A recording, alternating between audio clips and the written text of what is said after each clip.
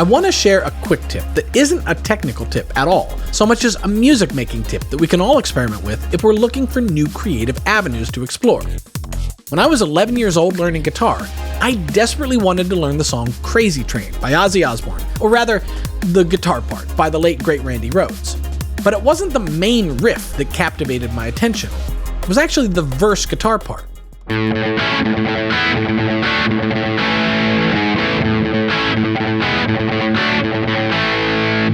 Believe it or not, this guitar part had a bigger influence on all my musical instincts which followed than probably any other song I learned back then.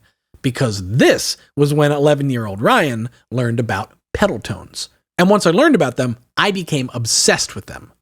Pedal tones are just certain intervals in a scale, which sound nice no matter what chord you're playing underneath them in that scale. The reason this works involves complex music theory, which we're not going to get into. Or actually, it involves the physics of sound wave vibrations and the overtone series, which we are definitely not going to get into. It doesn't really matter why it works for us to use it. As you move from chord to chord, a pedal tone stays the same, but it gets recontextualized with that underlying chord to give it a different feeling. Take these incredibly basic chords in the key of C major, for example. A C, an F, and a G. Listen to what happens if I don't take my left hand and move it down with the bass notes following my right hand chords. Instead, I'll stay, or pedal, on the root note of the scale.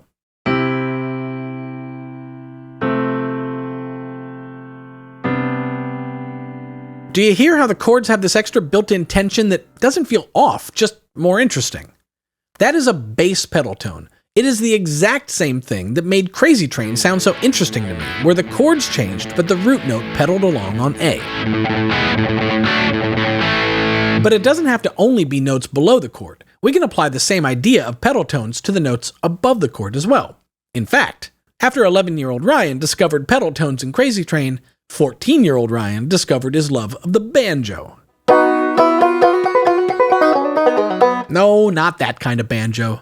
This kind of banjo.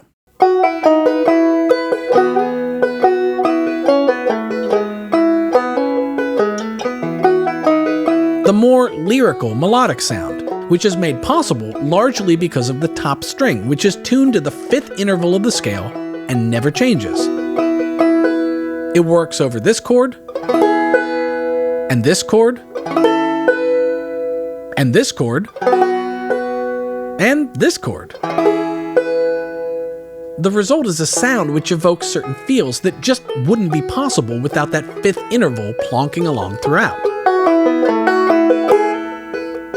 But okay, I'm not suggesting everyone start playing the banjo to get this sound, but we can bring this concept into the Reason rack.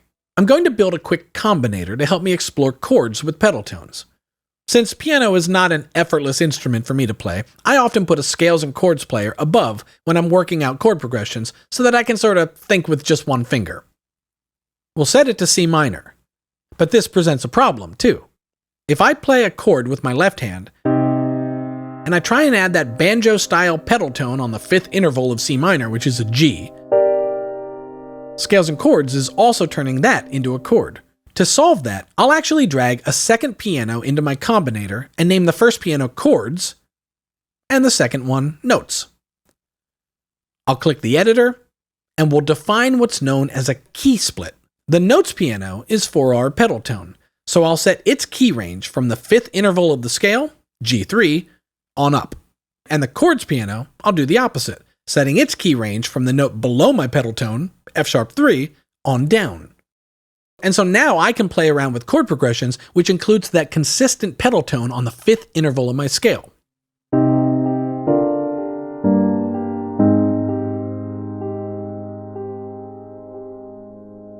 Everything just seems to work, and the chords either feel moody and nice, or even moodier and nicer.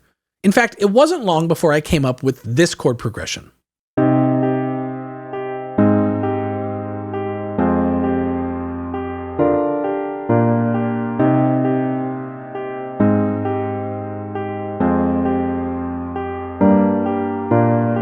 And once we have an idea like this, we can easily adapt it to the many genres of music that we make.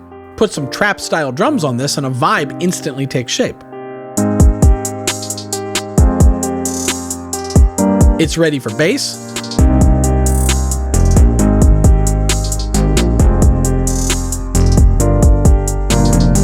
and maybe some type of top-end ear candy.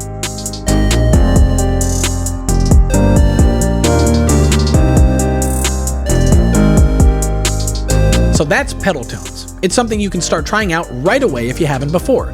Try the root note below your chords, try the fifth interval above your chords, or there's other pedal tones to be discovered. Try things out and see what works for you. See what moods you can create. That custom combinator that I just built, I spruced it up with some extra custom controls. Check the description for a link where you can download that. So that's it. Go make some music now.